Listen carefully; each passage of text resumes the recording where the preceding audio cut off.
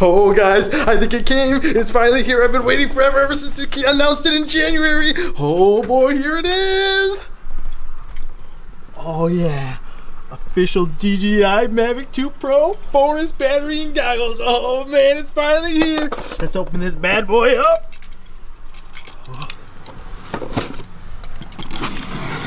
Oh. Can't do this one-handed. I'm too excited.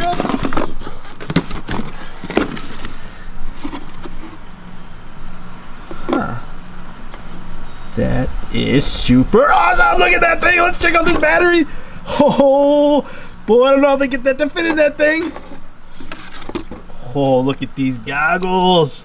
Oh, you can see right through those. DJI, awesome, another product. Welcome back to Knowledge is Kings, guys. I am Kings, and that's pretty funny little drone, huh? This drone, which I don't even know if it's called a drone because it doesn't have video. I think they just call it a quadcopter. It is so tiny. It actually fits into its remote. That one that we just saw there. Super tiny. This thing's really fun. It's for inside only. But I'm not here to talk about today. I'm going to be talking about the Mavic 2 Pro with the Hasselblad camera, and then I got an extra battery for it, and the DJI goggles.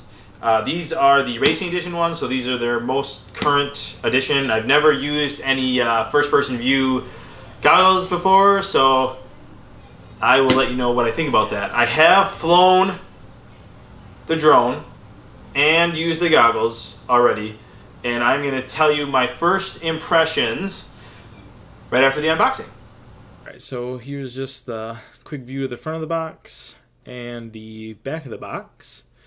And one thing I will say for DJI is that they have a really nice way of packaging things. It looks really professional. It's well done. Even when you open up the box, everything inside of it just looks like everything has a place.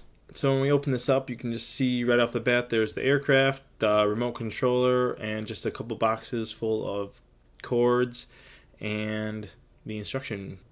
So I'll just do a quick view of the drone itself. You can see it looks very similar to the last model, which would have been the Mavic or Mavic Pro Platinum.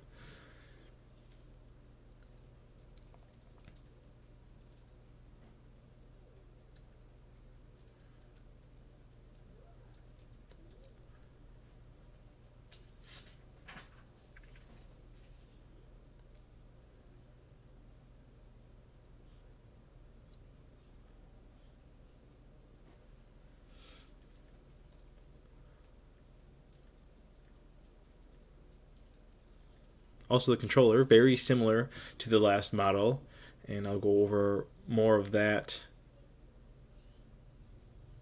later in the video.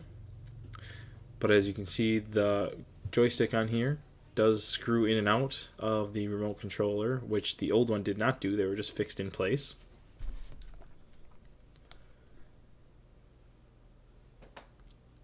And I'll just run real quickly through what's in the boxes here. We just have the propellers and then instruction manuals. One has a list of everything that's in the box. One is how to fly your drone and what all the controllers do, all the controls do on the controller. And then it has the same information on the battery as you would get if you got just the battery. You're also going to get a bunch of extra cords. Some are for hooking an iPhone or an Android up to the remote control. They have one for each of those. They give you extra joysticks for your remote controller in case you lose the ones that came in the remote, and then your charging cables. Alright, then we have just the battery, and again, even though it's just a battery, it's still in a really nice little black box with foam all around it. It looks very sleek and professional. They just do a really nice job. I like that. I would say it's something similar to how Apple packages their products, but I would actually say DJI makes it look just a little bit nicer. So there's the battery. Nothing too special about the battery. Alright, the next thing is going to be the DJI goggles, Racing Edition. Now, they had a version before this. They were white, and I don't really know the difference. I actually kind of picked this one because it was black. I don't like the white because it stands out so much. Alright, so we'll open this up, and you can see the goggles. And the goggles actually come separated from the headband. It actually has to click in. So the goggles look really nice like this, really well packaged as DJI does it.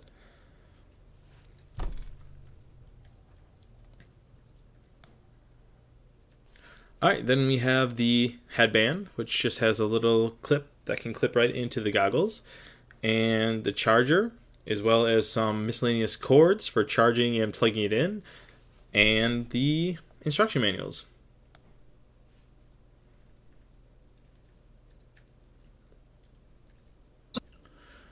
Alright, so along with all the cables, you do get two antennae, and they're Pagoda antenna SMA interface. Now, I don't really know what that is, and the instruction manual that came with the goggles didn't do a good job of explaining what the antenna were for or if I needed them. I'm not sure if it's for if you're using a DJI drone, you need to have those in, or if you're using it, they have another accessory that you can buy where you can put a camera mount onto another drone that's not DJI, or another little, if you're doing a remote control car or something like that, so you can see what it's seeing. And I don't know if you only need the antenna for that. And that's basically everything that is in the boxes for the drone, the battery, and the goggles. Alright, so I have the drone here, and I also have the first edition, well, the second version of the first edition. So this is the Mavic Pro Platinum, and it fit really nice into this little case, and I love this case. This fit it in really nicely. The controller also fit in really nicely, and then you had slots for your batteries here. This whole case is waterproof, snapped together. It's made by Smart Tree, and I looked, and still, as of like a couple days ago, they hadn't made one of these for the Mavic 2 Pro. And I was hoping when I got it that the Mavic 2 would fit in here, because it looks really similar in size. But it is just a little bit too big to fit in here. Just a little wide and a little long. And the batteries are also a lot different in the Mavic 2 Pro. If I take this one off here, you can kind of see the thickness of these two batteries. So this is the Mavic 2 Pro, and this is the Pro Platinum. The Pro 2 is a lot thicker than the Platinum is. Now for length, they're about the same. The Platinum looks like it's a little bit longer than the Mavic 2.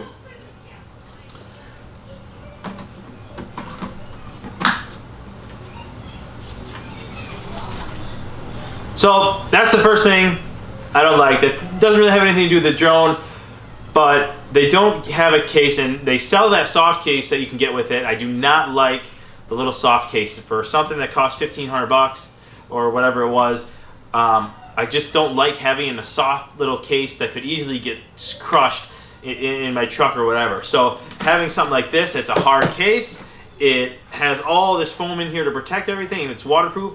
I really like, and I really don't like that they haven't made one yet that I have seen. I'm actually going to take this remote out to kind of compare it with the new remote for the Pro 2. The Mavic 2 Pro, I should say. Alright, so here are the two remotes. You have the Mavic Pro Platinum here, and the Mavic 2 Pro here. Now, the remotes really aren't different at all in terms of looks, other than the color. And then, okay, so here's a difference. On the side, the Pro Platinum has just the sport mode and then whatever you have set to for the down. This one has 3 options. It has tripod, P, which I can't remember if that's just position, and then S for sport. So it has 3 options that you can do on the remote itself on the side for really quick, just boop, clicking it without having to go through the app and find which one you want. So I kind of like that. I switch between the tripod and the sport a lot with this one, and I've done some flying with this, and we'll get to that in a minute. Another change with this is how they did the antenna. So if you look, the Pro Platinum just goes up. The Mavic 2, it goes up and then it spins, so you can hold it like this. It's supposed to be at, I don't know, a 90-degree angle or something to the drone when it's up there. I've tried bending these every which way, and it never made any difference to the signal. I still got the same exact range out of everything. If my range saying it was too far, I would try bending it, see if I could get a little farther. I never got anything, so I don't know that that's going to be a big difference on this, is that those switch. Another feature that they added that this one doesn't have, and this feature I could take it or leave, it doesn't really matter to me, is that the joysticks now in the Mavic 2 Pro can unscrew. They unscrew just like that, and they sit right in the controller themselves. This way, if you're putting it in your backpack or something, it doesn't have anything that bumps out. It's nice and flat. Now, as I was predominantly using my case, and by predominantly I mean always, for my Pro Platinum, that was never an issue because my case had a slot cut out for these joysticks, so it worked really well anyway. Other than that, there's really not a whole lot of difference between the two of these, other than the color. Alright, so I want to go over some more changes that they did between the Platinum and the Mavic 2. So if I unfold it, they both unfold identical ways. Alright, so the Platinum has, when you want to access the camera, you have this little soft cover that you can take off. Then you have this plastic outer shell to take off. Then you have this plastic piece behind the camera. And when you take that off, this camera is so shaky and wobbly. I really didn't like it. I never had any problems with it, so I guess it must not have been too bad, but it looks like, if you can't really see in there, but it looks like it has just held on with basically 4 kind of rubber band looking things. But then, you know, if your camera was in there and getting this little piece on here to line it up, it always took a little doing. You got to kind of fiddle with it a little, and then you get it lined up. And then it snaps in, and then you got to put the little plastic cover on, and then for good measure, put the little soft cover on. Okay, so that was what you had to do every time you wanted to fly this and when you wanted to put away. On the Mavic 2, however, it is extremely simple. It just has one, it lifts up, pulls out. Okay, and this is a lot more rigid now than that other one. I don't know if they had to make it more rigid because the camera is that much heavier. It feels a lot heavier just by kind of holding on to it. But this cover is really nice. It just has this one swivel piece that goes behind the camera, and the camera's flat, so doesn't have to notch in a little piece like that other one. I can just throw this in here like this, line up the hooks for the top that snaps it in, and press it down, and it's in there. Now, they did not give a soft cover for this one as they did for that one, and I think why that is because on this one, I could take that little plastic piece out the bottom and put this shroud back on and fly around with it, and my camera was protected. Now, it's a really small little camera in there, and maybe that's what they were anticipating, was people were going to use it with that. So I tried that for a couple of videos, having it on there because I liked, hey, my camera's secure, I liked it. What happened was it caught so much glare from the sun at every little angle on this plastic shroud that I ended up never using it. And I just put this little rubber shroud on there out of habit. It doesn't even really need it, because if that gets scratched up, it doesn't matter because I don't use it while filming. Now this one, you cannot keep this on while flying. You take that off and you can't put it on because it has this little piece that holds the camera, and you can't take that off either. So once it's off, it's off. But I guess now I'm so used to flying like that that it doesn't even really matter. Another kind of big improvement to this one, and one reason why I love this for this reason over the Platinum, is it has way more sensors. 2 on the front, 2 on the back, 1 on each side, 1 on the top, and then it has multiple different ones on the bottom. It has just one that uses an eye and then one that uses infrared. It also has these 2 LEDs on the bottom for when you're landing at night. It can automatically turn on when you get close to the ground so you can see what's there. Really nice feature, but I love that this one has so many areas to detect a crash, or not to detect a crash, but to stop a crash from happening, which is great over the Pro Platinum. Now it just has the 2 on the front. So basically the only time it would detect something if you were flying straight forward, nothing else. And that has never helped me. So I've never had this crash to the ground, but I have crashed it into tree branches. And thankfully it's either gotten stuck up there, or once it actually got caught in the branches, and then I was able to make it back out. It broke a couple of the wingtips off, but it still managed to fly. So that pretty impressive there. I really do love this little drone. I'm not knocking on I mean, they're both DJI, so it's not anything like that, but this one just didn't have enough sensors. That was my biggest issue with it.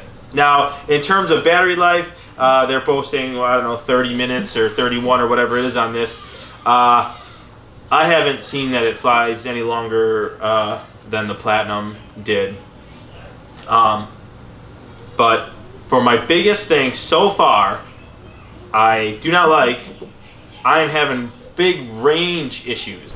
So I had wanted to do a head-to-head video with the Platinum and the Mavic 2 Pro with video quality, and I've had so much trouble with range out of this thing. I would get it 1,000 feet away and it would start glitching and lagging and lose signal, and I just don't know. So I tried a different phone and I did get better range, but I also had moved locations. I tried a few different locations having the same problem. Then I was looking online and I said, well, okay, my phone that I'm using for it is an older one. It's an old iPhone that I don't use anymore, so I keep it in my bag just to use for the remote. And I switched to the latest. I tried the iPhone X, and all of a sudden the range was really good, and I didn't have any problems with lag, because I was having issues where I would move the camera and it would move on the drone, but it would lag 3 seconds before I would see it on my screen. So I couldn't get to anything without it flying by, because it would be, oh, that was way too late, come back. So I switched it to a different phone and it worked, but then I switched back to the old phone and it worked then as well too. So it's an on and off thing. I'm gonna get out and try it again. I've flown on multiple different occasions and locations, and all but one I've had trouble with the range. I flew it at a lake, close to some mountains, just around the development I live in, and they all had troubles except for one lake that I brought it to. It didn't have any range issues or glitchiness or anything. But by the time I was doing that day, the battery died. Or both batteries died, I should say, because I have 2 of them. So far, I'm not really impressed, and I don't know if it's my hardware error, so maybe it was just the phone, or it's just this one particular, mine has glitches where the other Mavic 2s are just fine. I'm going to get into that after I fly it more, and we'll see how that turns out, if the range isn't that bad. I do want to touch quickly on the goggles. Okay, so I've never done any first-person view goggles before, so these are the first ones. I read on reviews that people said this was very big and bulky and uncomfortable. I actually found this to be extremely comfortable. The cushion on here, it's really thick and it's really nice. It adjusts way out into way in for different head sizes. Even my kids, even my youngest one who was 4, was able to wear it just fine. So the people who are saying it's uncomfortable and bulky, they must be super tiny, because if my 4-year-old can do it just fine, I think anybody should be able to. The controls on here kind of suck. I don't have anything to compare it to, but they're so sensitive. This one, it just goes by touching on the side. You swipe down, swipe, tap, things like that. And I'll swipe down and it'll swipe multiple, or it'll not swipe at all. And I try tapping and it'll just swipe down and then tap. So I don't know if that's just buggy or it's just the way I'm doing it. I've tried going really slow and it still doesn't help. So I'm not sure what that is, and maybe it's just I need more practice or experience with it.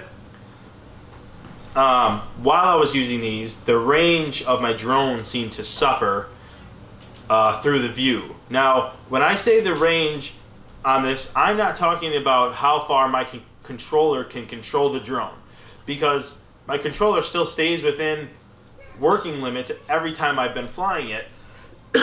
It's just my video feed starts going away, and if I can't see where I'm flying, my drone's a million miles away, I can't control it.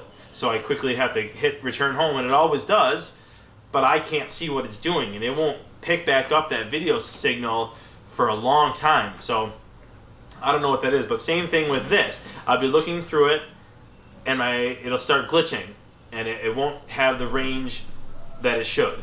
And I've tried it with the goggles, without the goggles. So I know someone's going to say, well, that's because with the goggles it is shorter distance, but I mean, this is drastically shorter. I mean, this thing is supposed to go, I don't even remember how long, over 4 miles, and I'm getting like 1,000 feet. That's way less than it should. And even with the goggles, I don't think it should be that dramatically less. But it's doing that even without the goggles. Now, I will say that these goggles have an amazing view.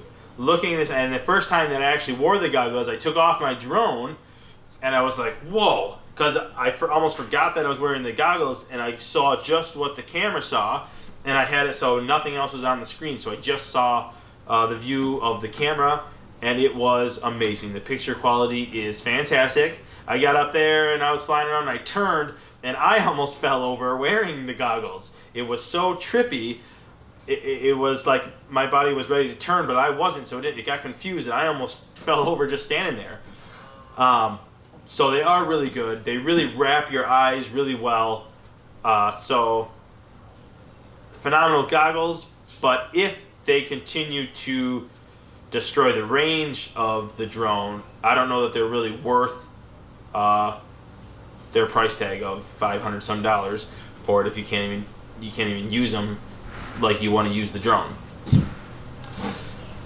That's basically it for this video. I just kind of wanted to go over my first impressions of the drone. I didn't really have a whole lot of good videos to show you just because of the troubles I've been having with the drone, but I'm going to take it out there a few more times, see if the range issue kind of fixes itself. Maybe there's an update, and then I'll get a bunch more different videos, and then I will get back to you with an update. That's it for this video. Be sure to like and subscribe, and feel free to leave a comment in the comment section below whether you like this video or if you'd like to suggest a future topic that you'd like me to cover in another video. And that wraps it up. We'll see you in the next video. Oh, I like that.